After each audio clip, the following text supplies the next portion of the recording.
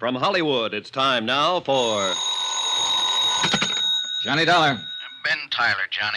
Transworld Fidelity. Oh, hi, Ben. Are you free at present? If the price is right. I mean, are you on a job? It's beginning to sound like it. Can you be on a plane for Algiers in 2 hours? Sure. Who's the client? Lorko Limited, Amsterdam. You know, they're the... Diamond Cutters, an old firm. Big-time deals all over the world. Check. What happened? Oh, one of their couriers just dropped dead in the Algiers airport. Oh, too bad. He was carrying a briefcase with $100,000 worth of set stones. Top-grade diamonds. Don't tell me, Ben. Let me guess. That's right, Johnny. The briefcase is missing.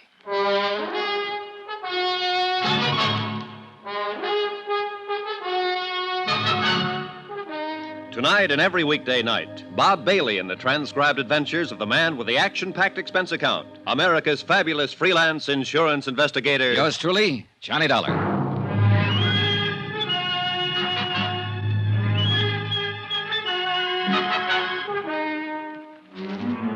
Expense account submitted by Special Investigator Johnny Dollar to the Home Office, Transworld Fidelity Company, Hartford, Connecticut. The following is an accounting of my expenditures during investigation of the Lorko Diamonds matter. Item 1, $324.60, transportation. A routine plane flight to North Africa and the city of Algiers.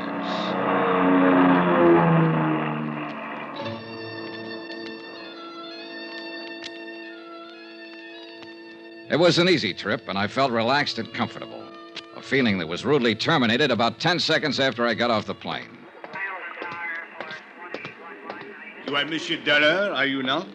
Yeah, that's right. I am Inspector Marcus of the Algerian Customs Police. Oh, how are you, Inspector? Oh, quite well, monsieur, and vastly reassured now that you have arrived on the scene of the crime. Oh? You see, I have implicit faith in special investigators. I have encountered them in the past, so I have no doubt, but this little affair will prove most simple to you, monsieur. I see. I feel that in a mere matter of hours, voila, you will produce the guilty culprit like un lapin out of a chapeau. Inspector, I'm beginning to feel a cold wind from the north. That's odd for this time of year, isn't it? A mere passing breeze, monsieur.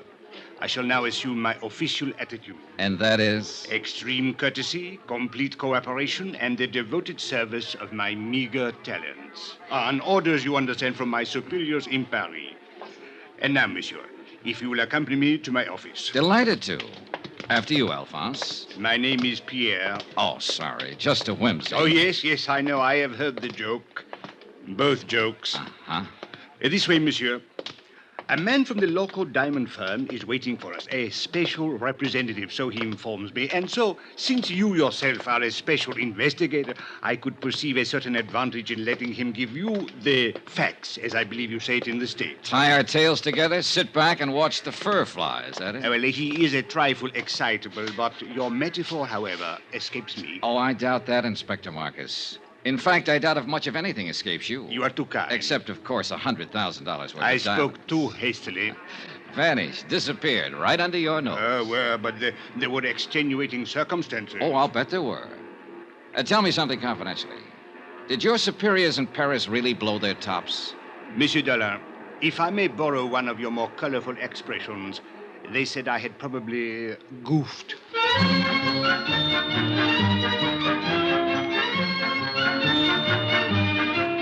I'd met that same attitude before with local officials. To them, sending in an outsider implied they couldn't do the job themselves. And Inspector Marcus was on an even hotter spot. The air terminal was a port of entry to Algeria, under his jurisdiction, Customs Police. As he said, he'd goofed. Maybe.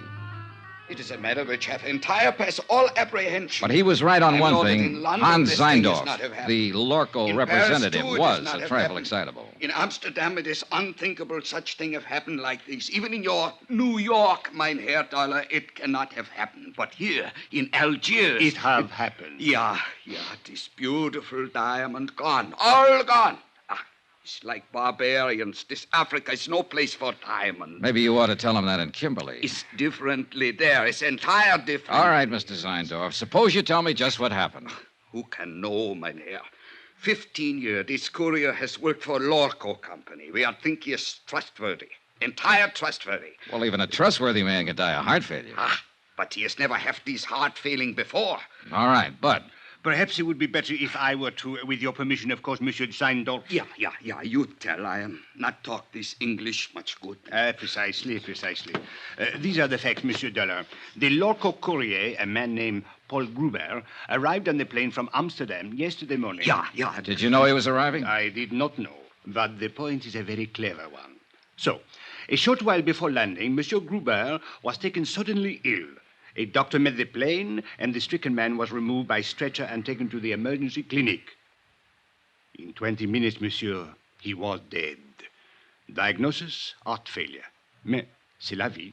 Was there an autopsy, Inspector? Another excellent point, Monsieur Dollar. Thank you. Do not mention it. An autopsy is being performed this afternoon. Good. So the courier died. And then the briefcase? It was delivered along with his other personal effects, unopened, to the customs property agent here at the airport. And his name, the property agent? André Jourdain. He was very busy at the moment, left the briefcase lying on his desk, intending at the first opportunity to register and place it in the vault. But the opportunity didn't come, is that it? Precisely. Only a few minutes later, I heard a gunshot. Monsieur, he was lying on the floor in a pool of blood. He had been struck on the head. The briefcase was gone. All gone. This beautiful diamond gone entire. Yeah. When did you find out what was in the briefcase, Inspector? Almost 2 hours later. I radioed the Lorko firm in Amsterdam, informing them of the death of their employee.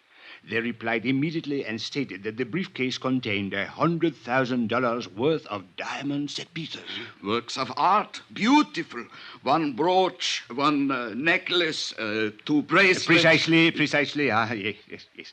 The jury was being flown here on approval for examination by a prospective buyer. Name of the buyer? The Countess Maria de Tolia. What do you know about her? Monsieur Dollar, if you had seen her, you would not ask.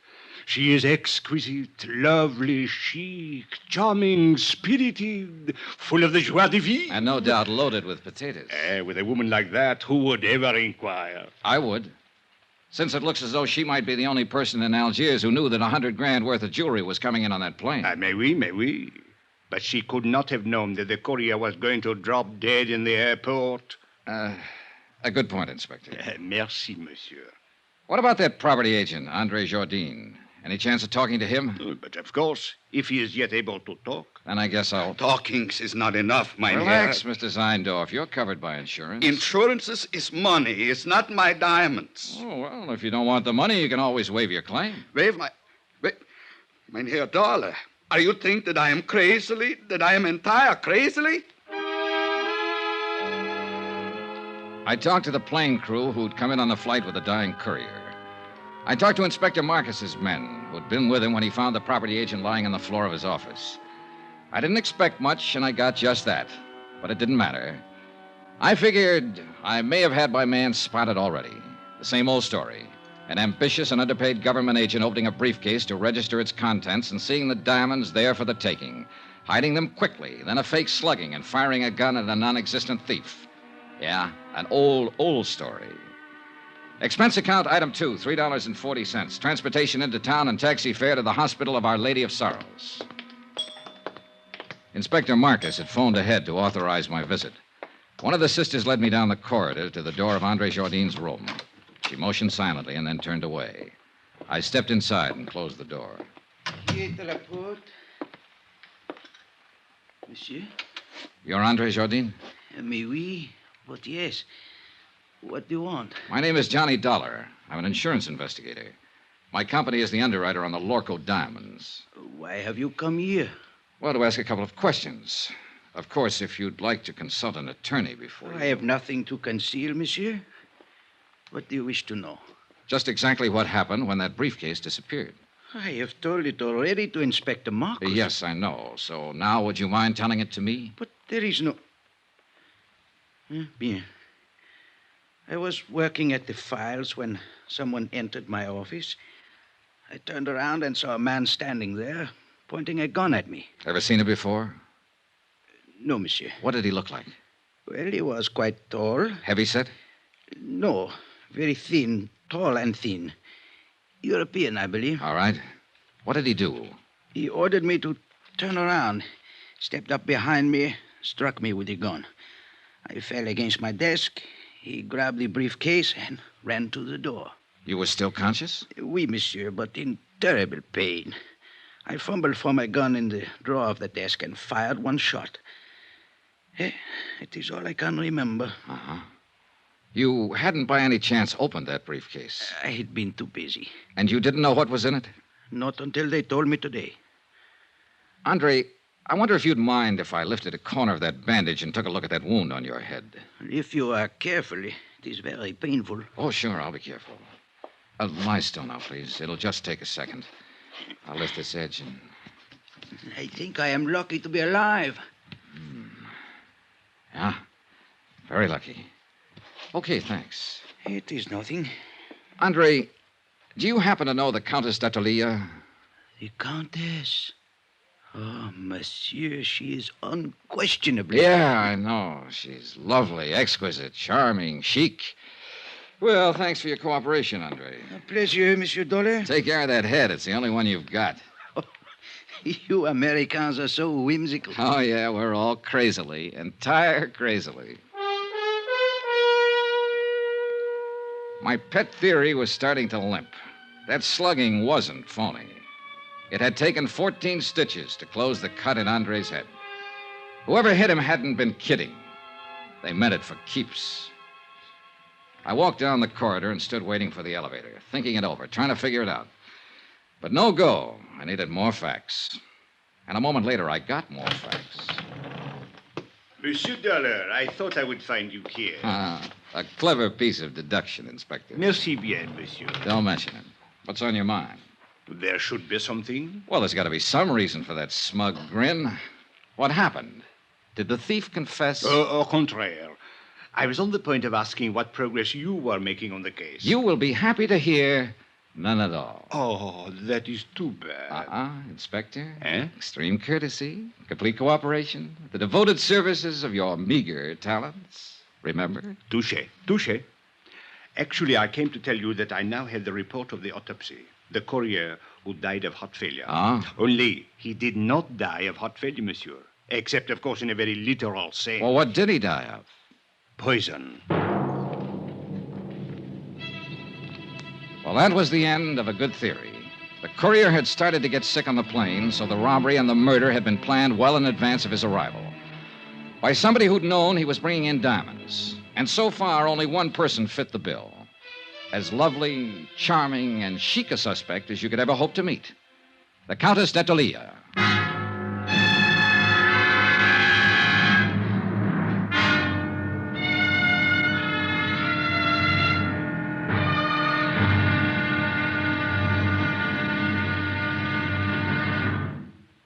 There'll be another intriguing episode in our story of the Lorko Diamonds matter tomorrow. Tomorrow, a lovely woman lies beautifully, and a sinister whisper drifts out of the Casbah.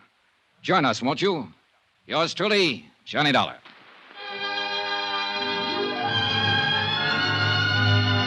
Yours truly, Johnny Dollar, starring Bob Bailey, is transcribed in Hollywood. Written by Les Crutchfield, it is produced and directed by Jack Johnstone. Be sure to join us tomorrow night, same time and station, for the next exciting episode of Yours truly, Johnny Dollar. Roy Rowan speaking.